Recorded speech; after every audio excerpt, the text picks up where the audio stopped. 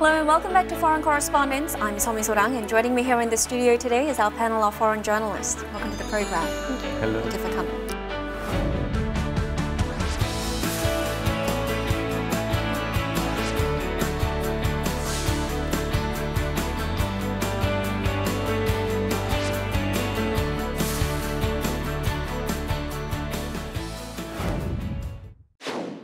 드론에서 상처받고 피해받으신 모든 분들께 다시 한번 고개 숙여 사죄드립니다. 솔직하게 모든 거 다 말씀드렸으니까 우리를 일으켜서 정말 죄송합니다. The so-called Seungri scandal has rocked South Korea's entertainment industry. Serious questions are being raised on the moral integrity of celebrities following allegations of sexual abuse, drug use and corruption by high-profile K-pop singers. So on this week's edition of Foreign Correspondents, we sit down with our panel of journalists to talk more about the moral and ethical questions surrounding these celebrities and the charges they face.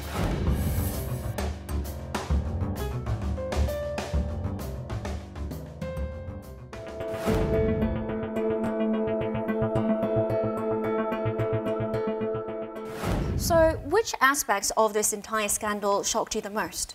I mean, it's difficult to pinpoint one aspect in particular, but maybe one thing that struck me the most was the accusation, the suspicion that the employee at the Seungri's club, the Burning Sun, drugging female customers by giving them what you call like rape drug, and the accusation that the police was turning a blind eye to a lot of like there was some complaint of female customers saying like bad things are happening in this club, and the police refused to do any investigation.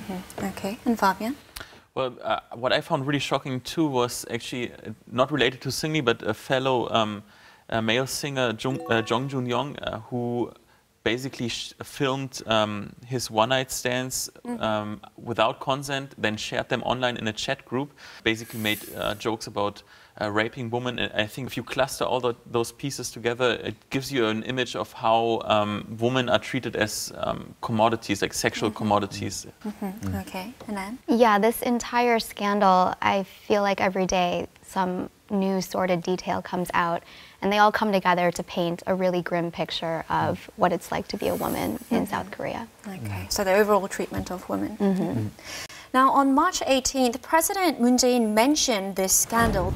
강남 클럽의 사건은 연예인 등 일부 새로운 특권층의 마약류 사용과 성폭력 등이 포함된 불법적인 영업과 범죄 행위에 대해 관할 경찰과 국세청 등 일부 권력기관이 유착하여 묵인, 방조, 특혜를 주어왔다는 의혹이 짙은 사건입니다. 법무부 장관과 행안부 장관이 함께 책임을 지고 사건의 실체와 제기되는 여러 의혹들을 낱낱이 규명해 주기 바랍니다. Do you think this incident was important and serious enough for President Moon Jae-in himself to speak on it, the head of the state? I do think so. Maybe in other countries, it seems unusual that the president of a nation would come out and talk about a K-pop scandal, but it goes much beyond that, further beyond that. And in Korea, K-pop is a national institution. It's a huge moneymaker. It's a cultural export. It's really part of Korea's international global identity. So I can see why the president felt it was necessary to take a stand and say something. And if I can add something, I mean, the spy cam issue is an endemic issue, industrial problem in Korea. I mean, last year, tens of thousands of women demonstrated in the streets. And as you very rightly said, it's like the whole scandal is a symptom of like the misogyny of Korean society, like women being treated as sexual objects. So I think it should concern everyone within the Korean society. I think that's why Moon Jae-in is probably right. But I think it should especially concern the government, because the government pushes very hard for K-pop because it's a soft power, it's a diplomatic power that it helped transform the image of the country. This whole thing about South Korea being a very hip, cool country, which is trendy, that goes back to K-pop and the entertainment industry. And I think the government has to acknowledge that there's a dark side to it and has to clean it up.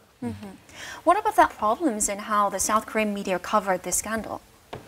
Well, I think in the South Korean media, it is the media's job to follow a story as it develops.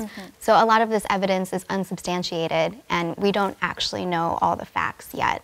But it's the media's duty to show us what's happening as it's happening.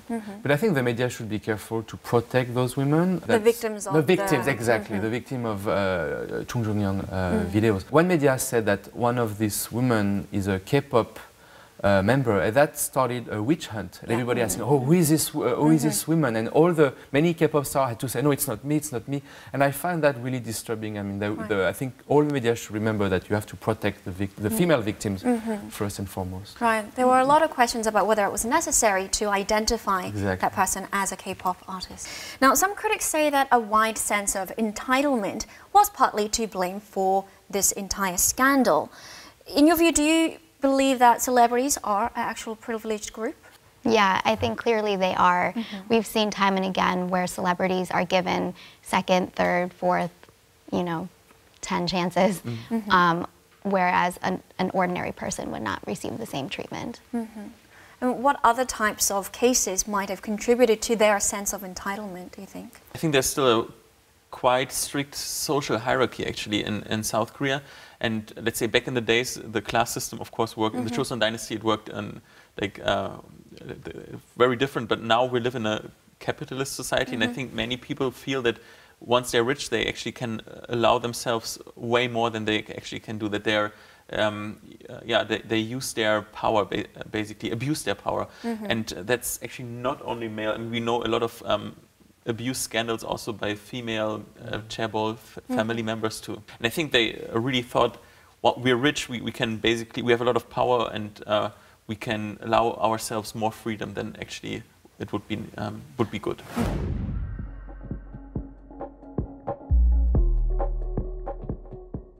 Now, high-profile celebrities in other countries have also been implicated in scandals and illegal actions.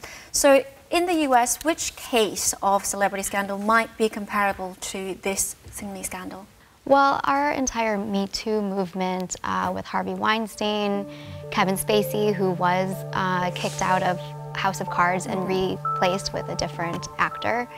But I'm constantly shocked by how short our memory is and how easily we forgive people and then support their work. I mean, Roman Polanski is still directing films. Right. Who else? Louis C.K. is doing stand-up comedy again, and people are watching him. I mean, the list goes on and on. Okay. There is two examples I can think of. They're a bit different. One, these days, really made the news in France. It's not as serious as the current K-pop scandal. It's called Ligue du LOL, so the Lot of Laugh League. And it was a group of 10, 15 very famous journalists who kept harassing female online. They were not really like exchanging videos or anything sexual, but it was pretty bad. Like they kept harassing people, the same target all the time for many years. And some of the victims finally came out and said, like, this is too much. Like, I suffer from depression, and a lot of these people were actually punished very strongly, even though there was nothing sexual. But they lost their job. They were because they were journalists, because they need to have a moral compass, and they were like punished accordingly by being kicked out from for their company. Another example is that we have a famous anchor celebrity named Jean-Marc Morandini, who was accused of trying to convince young boys, underage boys, to sleep with him. And this is really awful because this guy is still on air. He's a very big star, and despite this accusation... He has denied the accusation? Yeah, of course he has denied the accusation. I think the justice the case is still going on. I mean, but still, it's still on TV, despite this scandal that looks pretty nasty. And Fabian, what about for Germany? So in Germany, there were some prominent cases. For example, one TV director, he harassed his female actresses that he worked with. He pushed himself on female actresses. But after all, I would say the Me Too movement was much stronger among just normal citizens who told their stories on Twitter, on social media. And it was really surprisingly silent, let's say, among politicians. We know that there's a lot of power abuse, and that it's a very patriarchal world, and female politicians have a tough time, but most stayed silent.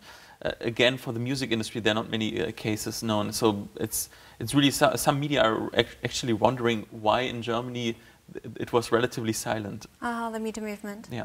What about for other moral wrongdoings? When I think about, let's just say, 20 years ago, probably in Germany, there were many celebrities who would do some blackfacing and then make some satire, make fun of, let's say, African people. And at that time, maybe there was a little outcry, but it was basically accepted. Maybe 10 years ago, the outcry would have been bigger, but still like some celebrities would brush it off and say like, come on, it's not that severe. But now if you would do it, probably it would end your career or really highly endanger your career. And that's really shows me how the perceptions have changed a lot in the last 10 years. You mentioned blackface and that sort of racism, that nowadays if someone did that, it will probably end their career. Are there other cases of racism that when committed, it had absolutely ended someone's career? Anti-Semitism would be something false. And I have a good example. We have this comedian named Dieudonné, who used to be quite funny actually when he was young, and as he grew older, he started to make these anti-Semitic jokes. And what happened to him is he was banned on all the TV channels, but he still continued his career through YouTube, through his own, and he still has a following. This is a bit disturbing. Like despite, I mean, it doesn't mean that on official TV, like the mainstream media, maybe they will not call you anymore. You won't appear on mainstream media. But it doesn't necessarily mean that your career is over, because now, thanks to internet and the social media, you can continue actually. Right, with your career in other ways. Actually, homophobia is an example. That's there are many journalists whose career got ended when they made homophobic comments. Actually, comments that many mainstream politicians in South Korea do regularly. So also it's really different from society to society. Yeah. Right. What is acceptable and what is really not. Okay.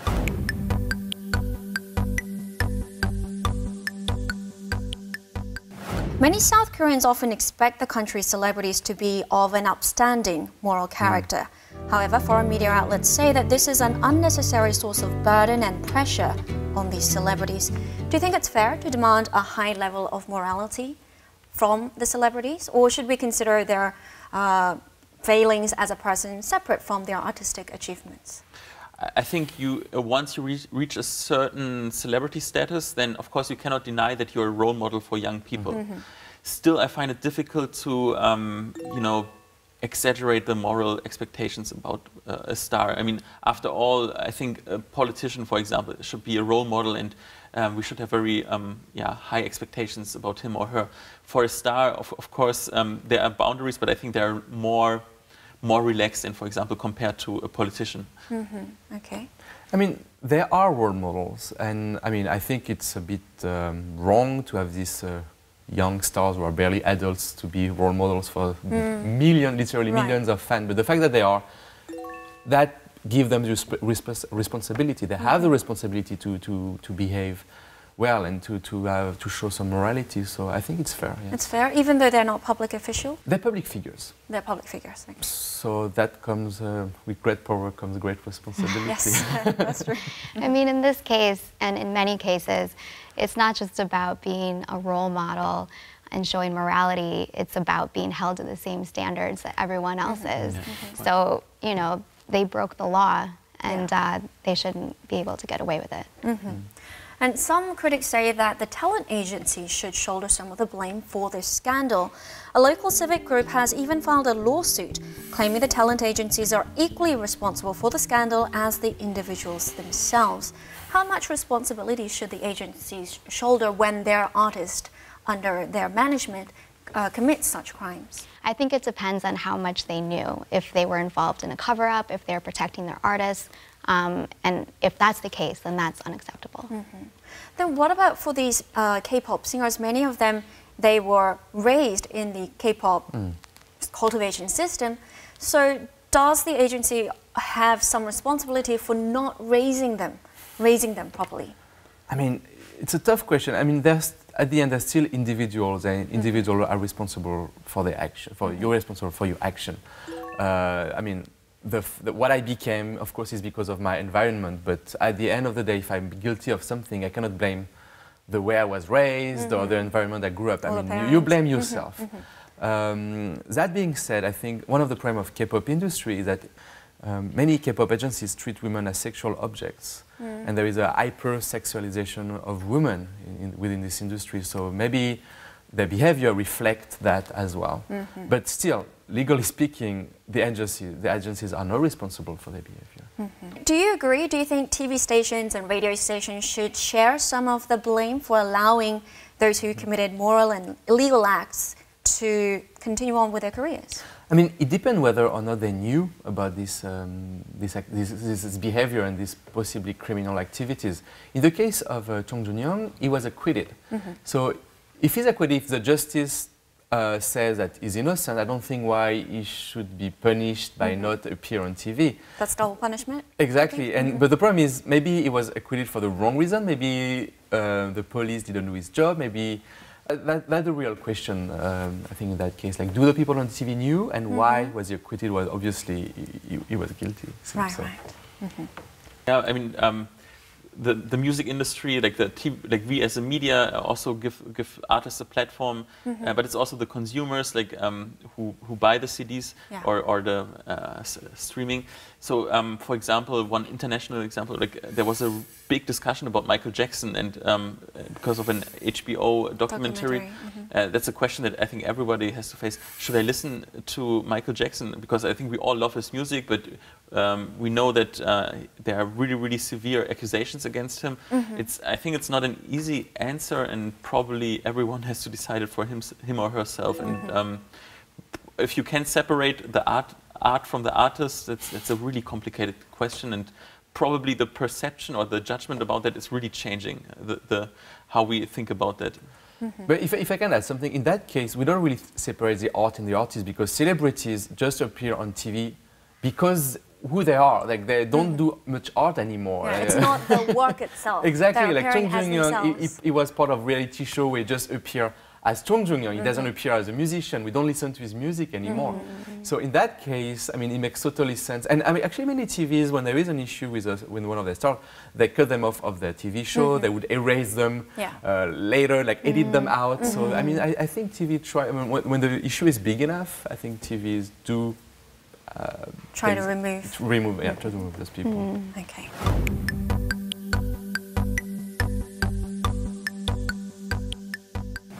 Now, the Seungri Gate made headlines not only here in South Korea, but across the world.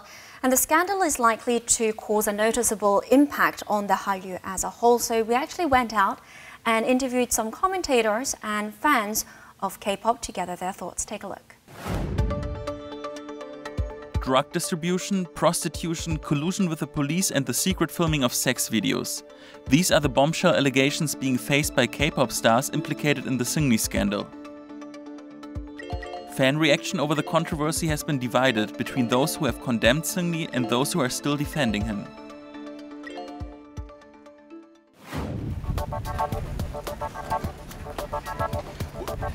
We visited the site of an outdoor music event in Seoul to talk to several K-pop fans and get their thoughts on the Seungri controversy. When it finally came out, it doesn't really surprise me. I think it's bad. I don't like him anymore. 그냥 되게 실망 많이 했죠. 그래도 예전에 좋아했던 오빠긴 했었는데. I will still keep listening to BIGBANG for their music, but their personalities or their what do you call this? Their life behind the cameras, it's a whole different thing. Some media outlets fear that the Seungri scandal could raise serious ethical doubts about the South Korean entertainment industry as a whole and affect the popularity of Hallyu stars.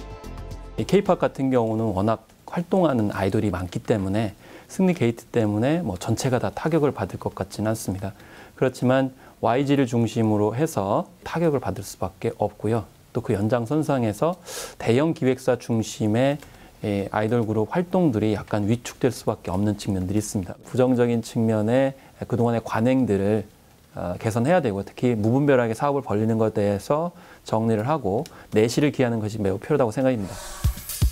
With Hallyu being a very lucrative industry, the scandal could have adverse economic effects as well. The Seungri scandal has already had an impact on the South Korean stock markets. Hello, Mr. Yu. Hey, good to see you. Welcome. Thanks. Come in, please. Great. How are you doing? Yeah, actually, I'm quite fine. Oh. we asked an expert about the Seungri scandal's possible impact on South Korea's overall economy.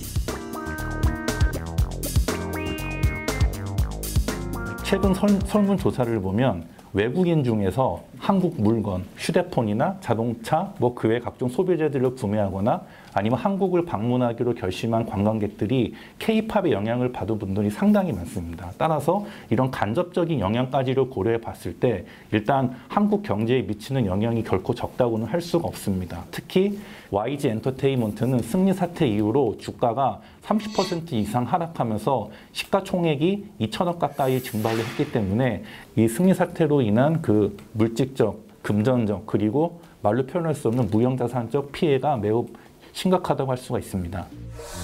The Seungri scandal has already had a damaging effect on the Hallyu industry. How far-reaching will the consequences be?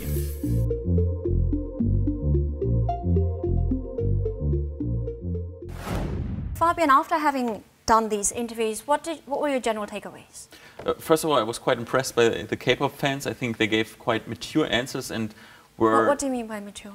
Like, for example, I was a little shocked by some of the accusations, and they said, like, no, we actually know about what's going on in the background, and actually we're not too surprised.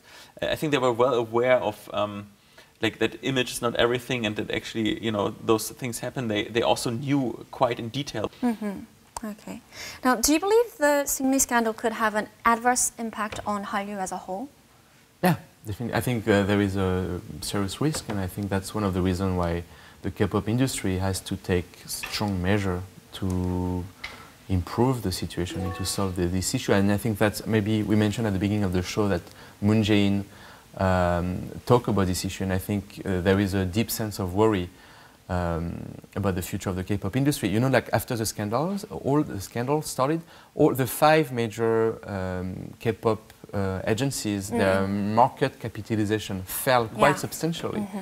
So yes, there is a risk. It doesn't mean, I think, maybe it's a good opportunity for K-pop. When you look at bands like BTS now, which is highly popular, BTS is not such an artificial creation like the first K-pop bands were. Like it seems to grow more organically. Maybe that's the future of K-pop, and maybe if you grow more organically, you have the time and the maturity to develop a sense of morality.